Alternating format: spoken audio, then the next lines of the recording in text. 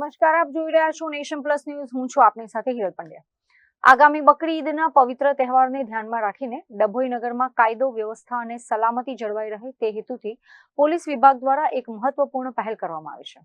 આગામી 27મી તારીખે મુસ્લિમ બિરાદરોનો પવિત્ર તહેવાર બકરી ઈદ આવી રહ્યો છે. તહેવાર દરમિયાન ડભોઈ નગરમાં શાંતિ, સલામતી અને ભાઈચારો જળવાઈ રહે તે માટે ડભોઈ પોલીસ સ્ટેશન ખાતે શાંતિ સમિતિની બેઠક યોજાઈ હતી. આ બેઠકમાં મુખ્ય અધ્યક્ષ તરીકે ડભોઈ વિભાગના ડીવાયએસપી આકાશ પટેલ ખાસ ઉપસ્થિત રહ્યા હતા.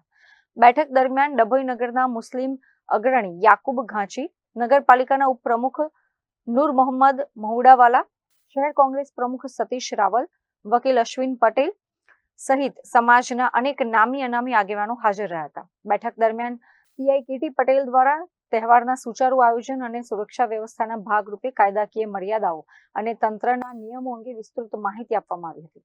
આ સાથે જ શાંતિ સમિતિના સભ્યો પાસેથી પણ નગરની વ્યવસ્થા અંગે જરૂરી સૂચનો લેવામાં આવ્યા હતા.